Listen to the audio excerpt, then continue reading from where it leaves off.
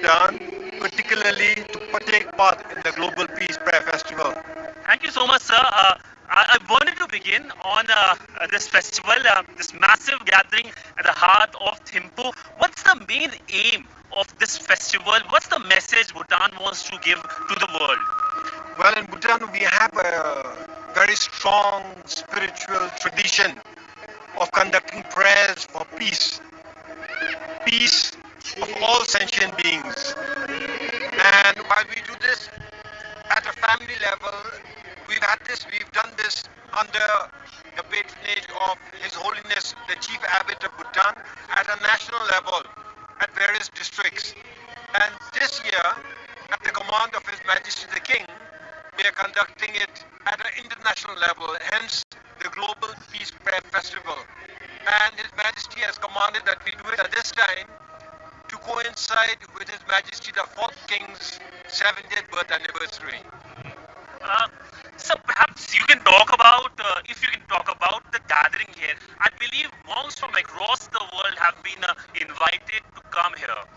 Yeah, I mean, we've reached out to many people, spiritual masters, monks, accomplished practitioners throughout the world in various denominations, particularly of Vajrayana Buddhism, but also Mahayana Buddhism and Theravada, and then we have many practitioners and Hindu spiritual masters as well.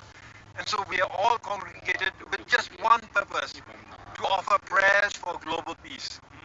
So let's just walk around as well so that we can have a wider view of this festival which is underway. Continuing with the message of peace by Bhutan. The message of peace by Bhutan is unique by not only holding this festival but the way you measure progress. You measure progress by happiness and you do not measure progress by GDP. So what's the message Bhutan can give to the world which is riddled with conflicts? Well, we're not looking to pass on any particular message.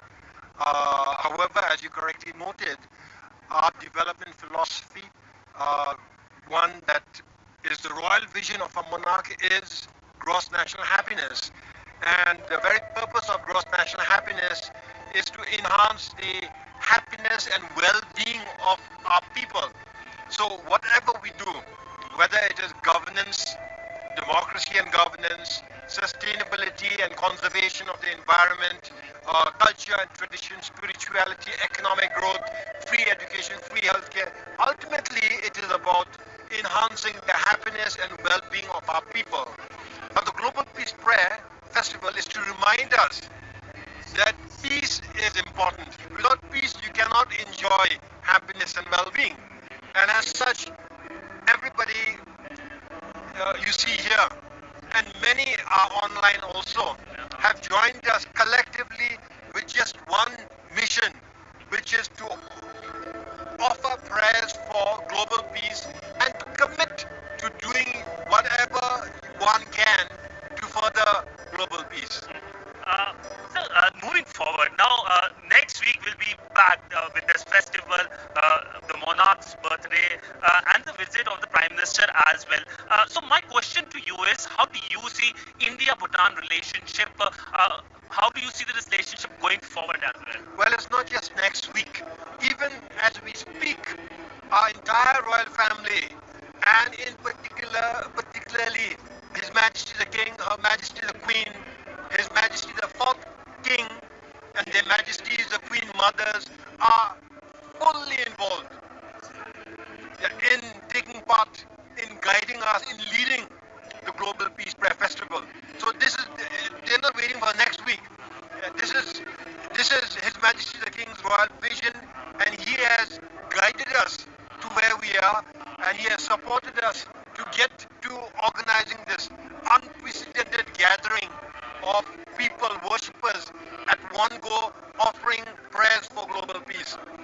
Now, in terms of India and Bhutan relations also, this Global Peace Prayer Festival, many people don't seem to know, it's a collaboration between the governments of India and Bhutan. So we've worked very closely with the Indian Embassy here and the government of India, and they have very generously supported us to conduct the Global Peace Prayer Festival. Going forward, next week, Prime Minister Narendra Modi ji is going to honor us. He is visiting here as a guest of honor. He's going to visit here. He's going to be here on the 11th of November. And on the 11th of November, our beloved fourth king turns 70 years old. And so he's coming here to take part in the birthday celebrations, but also to take part. Remember, my elder brother, Prime Minister Modi ji, my mentor, he is not just a political leader, he is also a spiritual master. And so to have him here during such a significant, unprecedented gathering of spiritual souls and spiritual energy, to have him here bless the gathering is, I think, very important for us.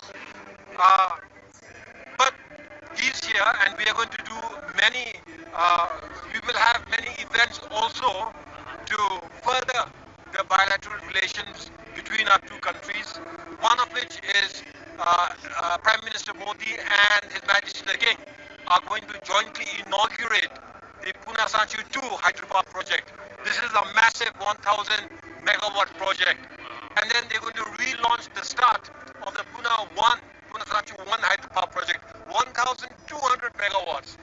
And then a lot more is going to be conducted.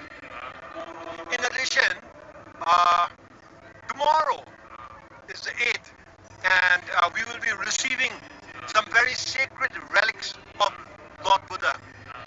And at His Majesty's command and wish, it is His Majesty's command and wish that the worshippers here, Bhutanese, but also international worshippers, be permitted to view and offer prayers and worship Lord Buddha's sacred relics. I was coming on that point. India is sending the relics. How significant it is? India is sending it. It shows that we are on the same page when it comes to spiritual collaboration, not just political, developmental collaboration, not just overall friendship, but also at the spiritual level.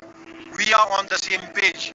And we are deeply, deeply grateful to Prime Minister Narendra Modi ji for allowing us to receive and to worship this very, very sacred relic of Lord Buddha. I see it as a gift of Prime Minister Modi, my elder brother, to the people of Bhutan and to all worshippers from around the world who are congregated here and will have the opportunity to view, to pray, and to receive blessings from these holy relics. So you have emphasized on Prime Minister Modi being your elder brother, your mentor as well. Perhaps if you can shed light on this relationship, if you can perhaps elaborate more on this. Well, when you talk of elder brother, it's an elder brother takes care of the family, and he is very caring for me. He's loving to me. In his presence, I feel the warmth of brotherhood, and therefore very early on, as early as 2014 when we first met, I saw him as an elder brother. A mentor simply because he is such an exemplary leader, a political leader and a spiritual master, that through his action I get a lot of lessons, so he's a mentor.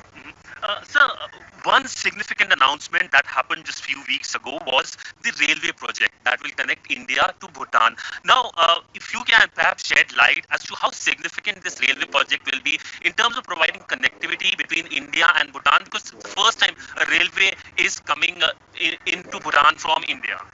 Well, this further cements our friendship. So Bhutan is landlocked, and we are connected to India and through India to the rest of the world. We have always enjoyed road connectivity, and then we've had air connectivity, and then digital connectivity, and this has furthered the movement of people and trade between our two countries.